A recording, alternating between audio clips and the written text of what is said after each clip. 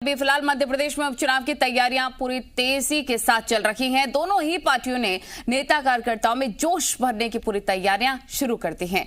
MP BJP अध्यक्ष we D Sharma आज भोपाल के पार्टी संगठन के पदाधिकारियों के साथ चर्चा करने वाले हैं और इस दौरान उपचुनाव के क्षेत्र को लेकर भी रिपोर्ट पर चर्चा की जा सकती है।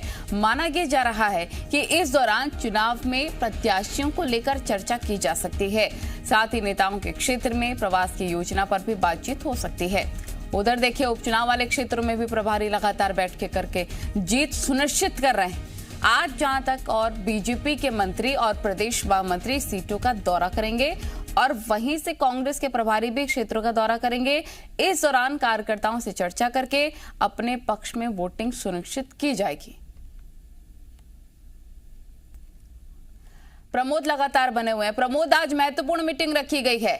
हर सीट पर कैसा समीकरण बैठने वाला है, कौन सा प्रत्याशी ठीक बैठेगा, कैसे जोश भरना है कार्यकर्ताओं में, इसकी रणनीति अब इसी मीटिंग के साथ शुरू हो गई है।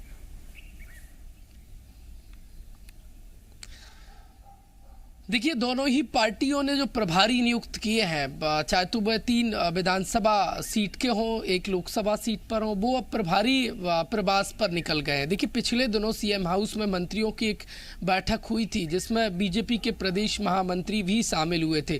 सभी मंत्रियों को सीटों की जिम्मेदारी दी गई है और सरकार ने तमाम जो मंत्री हैं सरकार के, उनको उपचुनाव जीतने के लिए, पार्टी के पक्ष में काम करने के लिए देखिए सभी को टास्क दिए हैं। टास्क अलग अलग वर्ग और जातीय समीकरण के आधार पर मंत्रियों को जिम्मेदारी दी गई है। तो अब तमाम जो मंत्री हैं सरकार के, प्रदेश महामंत्री हैं, वो अब देखिए मैदानी मोर्चा संभालने में जुट गए। आज से तमाम जो प्रभारी हैं वो उपचुनाव वाली सीटों पर दौरे करेंगे। इसके साथ साथ कांग्रेस पार्टी ने भी प्रभारी पहले ही नियुक्त कर दिए थे, वो भी अब मैदान में मोर्चा संभालेंगे और कार्यकर्ताओं से चर्चा करेंगे।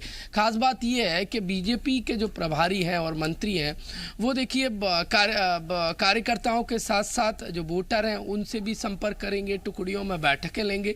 तो कांग्रेस पार्टी के जो प्रभारी हैं वो कांग्रेस कार्यकर्ताओं में जोश भरने के लिए, एनर्जी लाने के लिए कार्यकर्ताओं की बैठक करेंगे।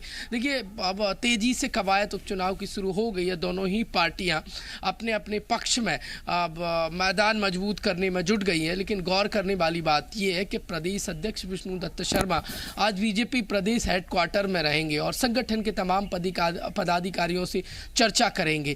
देखिए, दोनों ही पार्टी की तरफ से, ठीक कह रहे हैं आप, दोनों ही पार्टियों की तरफ से तैयारियां पुरजोर तरीके से की जा रही हैं। कांग्रेस की क्या तैयारी है, खबर अपने दर्शकों को बताते हैं। प्रमोद, आप बने रहिए, लगातार अपडेट्स हम आपसे लेते रहेंगे क्योंकि भोपाल से खबर है।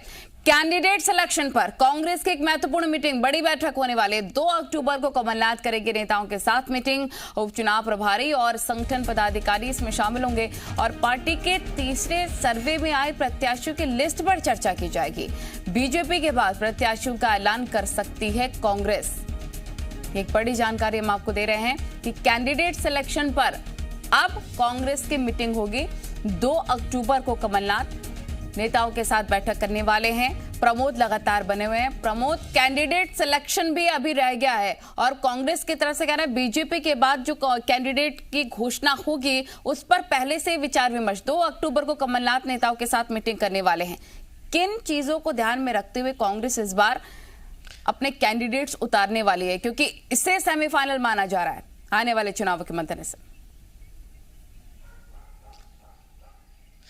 देखिए, यकीनन 23 दूर नहीं है और दोनों ही राजनीतिक पार्टियां अपना शक्ति प्रदर्शन मान रही हैं। मतलब सेमीफाइनल है, फाइनल से ठीक पहले का ये चुनावी सेमीफाइनल है और महत्वपूर्ण बैठक है कांग्रेस की तरफ से। जो 2 अक्टूबर को कमलनाथ भोपाल आ रहे हैं और उस दिन एक महत्वपूर्ण बैठक लेंगे। खंडवा लोकसभा सीट की बात करें या अन्य विधानसभा सीटों की बात करें जहां पर उपचुनाव हो रहे हैं, उनके संभावित उम्मीदवार भी रहेंगे, उनसे चर्चा की जाएगी। और इसके साथ साथ संगठन के बड़े तमाम पदाधिकारी और सीनियर नेता मौजूद रहेंगे।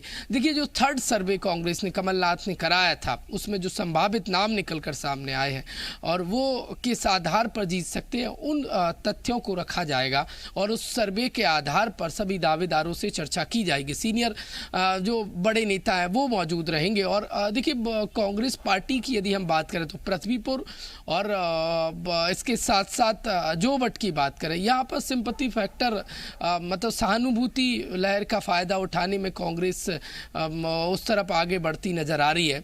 क्योंकि पृथ्वीपुर की बात करें तो जो उस समय विधायक थे ब्रजेंद्र सिंह राठौर, उनके निधन के बाद ये सीट खाली हुई है, उनके बेटे को टिकट दिया जा सकता है। इसके साथ साथ जो जोबट में भी कुछ यही स्थिति बनती नजर आ रही है। हाँ, रैगांव में जरूर कांग्रेस के लिए पैच फंसता नजर आ रहा है और तो वहां पर कांग्रेस पार्टी को सोचने पर मजबूर है। और खंडवा की बात करें तो खंडवा में सबसे आगे देखिए अरुण यादव चल रहे हैं, हालांकि उनके नाम को लेकर भी पिछले दिनों बड़ा सियासी इन्हीं तमाम चीजों को मद्देनजर रखते हुए कैंडिडेट सिलेक्शन होगा। प्रमोद, ठीक कह रहे हैं आप लगातार बने रहिए, आगे भी आपसे हम अपडेट्स लेते रहेंगे।